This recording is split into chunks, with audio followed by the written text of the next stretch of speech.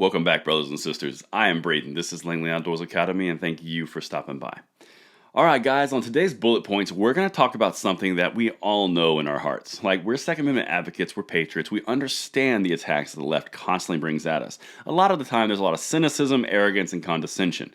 But sometimes, they say what's really on their mind in these editorials, and we can counter it directly because this is something we all need to know. Spread this out because this is the thought process, and this is how you counter it 100%. It's in the description box below if you want to read the whole article, but I want to hear from you guys on this one because this is a case study in their thought process. The gun controllers, that is. Alright, so, article we're going to dive into. Viewpoint.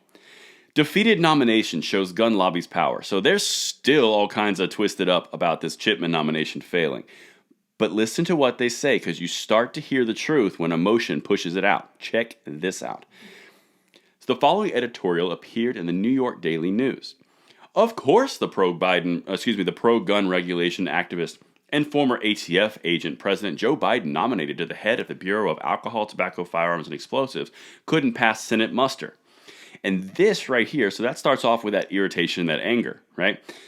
Listen to the correlation that they made, and this is a perfect example of what they think and how to counter it. Check this out. What do you expect? A critic of big tech to take over the Federal Trade Commission? A champion of investor protections to lead the Securities and Exchange Commission? A lifelong advocate for safer roads and skies to sit atop the National Transportation Safety Board? Someone with a strong record of safeguarding our air, water, and climate to lead the EPA? Those questions are facetious. We fortunately have all those officials in place, among many other regulators who've proven that the gumption to take the entrenched interest to the public, take on entrenched interest to the public, protect the public interest. Now, what's interesting here is they all named this person, and this is the important part, named bureaucracies. These are all bureaucracies that are not enshrined in our Bill of Rights. For example, you didn't hear them say the director of speech monitoring at the halls of free speech. Didn't hear that. You didn't hear this person is the military logistics officer to house all the troops and quarter them inside the individuals' homes of the civilians of the population. You didn't hear any of these things. You only heard about bureaucracies. They completely avoided rights and they went after bureaucracies. And that's the important piece. They're trying to liken the ATF to the Federal Trade Commission, the SEC, the EPA. Those things are not rights. Those things are all commissions based on the public good or public interest, and that's why they're bureaucracies. They are not enshrined in a right in the Second Amendment. Like I said, the free speech, the quartering of soldiers, all those things were never mentioned. But let's keep going because this is where the condescension and the arrogance comes in, even though you can shred that argument easily just by knowing our rights, right? Chipman's unpardonable sin was, after serving 25 years as a decorated ATF agent, discrimination, bad morale, terrible leader, all those things completely gone, doesn't matter. Going to work for Gabby Giffords Firearms Safety Organization and others. Well, that's a whitewashing. Gabby Giffords Firearms Safety. You mean the gun control group, Giffords.org? Complete violation of the Second Amendment all across the board. They don't care because public safety trumps our rights. That organization? Here comes the condescension.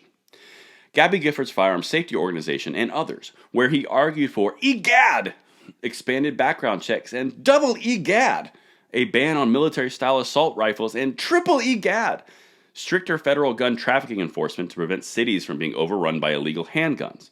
In other words, he was poised to use his intimate familiarity with the inner workings of the ATF to help prevent deadly weapons from falling into dangerous hands. Okay, 4473, background check on every single gun already done. These guys, they're using arrogance to prove their point. They're speaking from an argument of authority. They are not speaking from an argument of fact, which is why we're hitting them on this. This is important for us to know because as you see these EGADs, double EGADs, triple EGADs, the sarcasm, the condescension, they're still wrong. And their whole argument is null and void, but they still come at you from the argument of authority. And that is not going to work out too well when someone who's smarter than you comes at you. Not saying I am, but someone else is, right? Now, is it any wonder that 81% of us who want universal background checks? No. 81% want the background checks in place. That's a manipulation.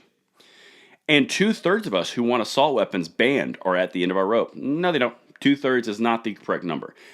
But it doesn't matter because there's no one checking it until bullet points came along. And that's what I wanted to bring to you tonight. They can wrap up and try to what's the last word? not confiscate. It doesn't matter. They can try to wrap up all the rights and the bureaucracies together as one, but they can't. That's why they only went with these things. They only went with bureaucracies. They did not go with rights that are protected by the United States Constitution. And that's what I've got for you tonight. Rather today. Let me know what you guys think on the conversation we're talking about, and I will see you at the 9 p.m. slot tonight. Braden, signing out.